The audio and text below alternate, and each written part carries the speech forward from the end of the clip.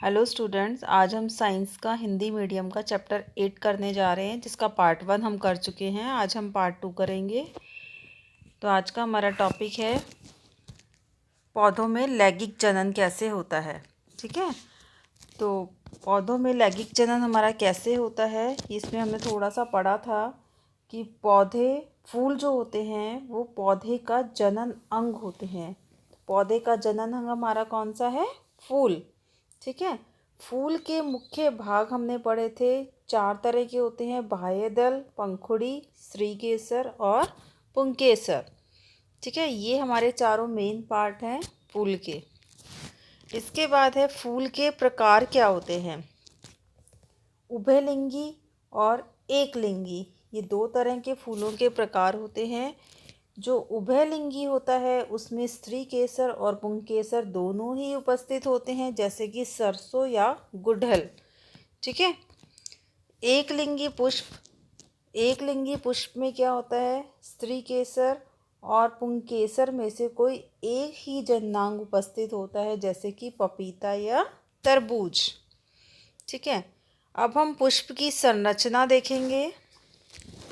उसके लिए हम देखते हैं, हमने 4 पार्ट्स पढ़े थे। कौन कौन से? बाह्यदल, ठीक है, पुंकेसर, स्त्रीकेसर और हमने पढ़ा था इसमें पंखुड़ी।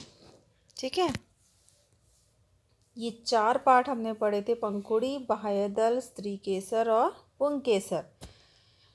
तो सबसे पहले हम देखते हैं, ये जो बीच का, यहाँ से स्टार्ट करेंगे, ये हमारा कौन सा पार्ट है?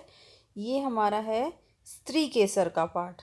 ठीक है, सबसे ऊपर वाले पार्ट को हम बोलेंगे वर्तिकाग्र, बीच वाले पार्ट को हम कहेंगे वृत्तिका और नीचे वाले जो मोटा पार्ट है उसको हम बोलेंगे अंडाशय। और इन तीनों को मिला के हम कहेंगे ये हमारे स्त्रीकेसर के पार्ट्स हैं। ठीक है, वर्तिकाग्र, वृत्तिका और अंडाशय। इसके बाद है ये साइड्स में जो निकल रहे हैं। ठीक है, ये जितने भी साइड्स में है ये हो गए हमारे पुंकेसर, नर भाग, जो पौधे का नर भाग। ये हमारा पौधे का मादा भाग था, ये हमारे पौधे का नर भाग है। इसमें 2 पार्ट होते हैं। सबसे पहले ऊपर का ये जो येलो पोर्शन नज़र आ रहा है, इसको हम कहते हैं परागकोश। ठीक है, और ये जो लंबा डंडी वाला पार्ट है ये हमारा है तंतु। परागकोश और तंतु, ये दोनों से मिलकर हमारा बनता है पुंकेसर, जो कि हमारे पुष्प का नर भाग होता है। ठीक है, इसके बाद है पंखुड़ियाँ। तो सबको पता ही है, ये पंखुड़ियाँ जो पिंक कलर की नज़र आ रही हैं ये पंखुड़ियाँ हैं। और ये जो ग्रीन वाला भाग है, जो नीचे की तरफ ग्रीन वाला भाग है, ये हमारा क्या हो जाएगा? बाह्यदल।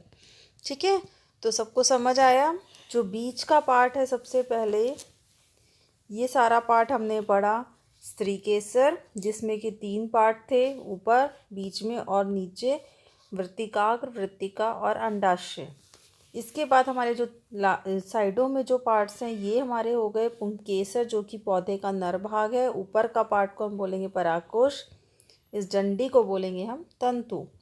ठीक है, तीसरा ये पिंक वाला पार्ट, ये पंखुड़ी, और ये ग्रीन वाला जो पार्ट है ये हमारा बाह्यदल। ये पुष्प के 4 पार्ट्स हैं। इसके बाद हम पढ़ेंगे कि जो पुष्प है उसमें बीज निर्माण की प्रक्रिया किस प्रकार होती है। ठीक है, तो जो परागकोश है, जो परागकोश और तंतु, जो परागकोश हमने क्या पढ़ा था? नर भाग। ठीक है, परागकोश में क्या उत्पन्न होते हैं? परागकण उत्पन्न होते हैं। ठीक है, हवा, पानी या जंतुओं के द्वारा उसी फूल के वर्तिकाग्र, एक फूल इधर है, ठीक है, एक फूल इधर है। अब ये क्या है? परागकोश। परागकोश में क्या है? परागकण। अगर सेम उसी फूल पर वो परागकण गिर जाए तो उसे हम कहते हैं स्वपरागण।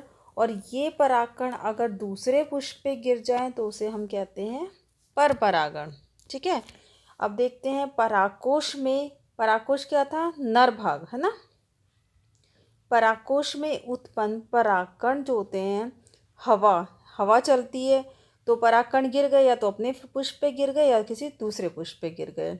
या फिर पानी की सहायता से हम पानी देते हैं तो ज़ोर से प्रेशर के साथ तो पानी से क्या होते हैं, दूसरे पुष्प पे गिर गई या फिर अपने पुष्प पे गिर गई या फिर किसी जंतु के द्वारा। ठीक है, परागकण अपने या दूसरे पुष्प पर गिरते हैं। अगर अपने पे गिरते हैं तो स्वपरागण, और किसी दूसरे फूल के वर्तिकाग्र पर गिरते हैं, क्या गिरते हैं, परागकण, तो उन्हें क्या कहते हैं, पर परागण। ठीक है, अब परागकण से एक नलिका विकसित होती है जो कि वर्तिका से होते हुए बीजांड तक पहुंचती है। ये हमने पढ़ी थी, ये परागकण थे। ठीक है, ये परागकण है, ये वर्तिकाग्र। ठीक है, ये पराग नली से होते हुए कहाँ पहुँचे, अंडाशय तक। ठीक है, अब दूसरा क्या है कि अंडाशय के अंदर, ये जो हमारा अंडाशय वाला भाग है पौधे का, ये जो अंडाशय वाला भाग है, उसके अंदर नर और मादा युग्मक का निषेचन होता है तथा युग्मनज का निर्माण होता है। अब युग्मनज में विभाजन होकर क्या होगा, अंदर ही अंदर भ्रूण का निर्माण होगा। बीजांड से एक कठोर आवरण विकसित हो जाता है। बीजांड में अंदर क्या होता है, कठोर आवरण विकसित होकर बीज में बदल जाता है। अंडाशय क्या होता है, उसके बाद फल में बदल जाता है तथा फूल के अन्य भाग झड़ जाते हैं, और वो क्या होता है, फूल जो है वो फल में चेंज हो जाता है। इसी प्रोसेस को एक बार दोबारा देखते हैं। सबसे पहले क्या था, परागकोश में परागकण थे। ये परागकण हवा, पानी या जंतु के द्वारा उसी फूल के वर्तिकाग्र पर गिरे तो स्वपरागण, दूसरे फूल के वर्तिकाग्र पर गिरे तो परपरागण। अब ये परागकण से एक नलिका विकसित हुई। ठीक है, जो वर्तिका से होते हुए कहाँ गई, बीजांड तक या अंडाशय तक। ठीक है, अब अंडाशय के अंदर क्या थे, नर और मादा युग्मक थे, उनका निषेचन हुआ तथा युग्मनज का निर्माण हुआ। अब युग्मनज से क्या हुआ, भ्रूण का निर्माण हुआ। ठीक है, नर और मादा का निषेचन हुआ तो युग्मनज का निर्माण हुआ था, उस युग्मनज से भ्रूण का निर्माण हुआ। अंदर ही अंदर बीजांड से एक कठोर आवरण विकसित होकर वो बीज में बदल गया, और अंडाशय जो था वो फल में बदल जाएगा और फूल के अन्य भाग झड़ जाते हैं। इसी तरह क्या निर्माण होता है, फल का।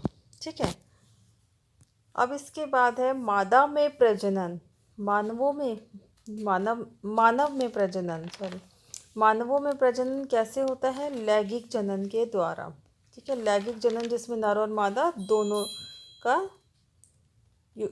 से युग्मनज बनता है।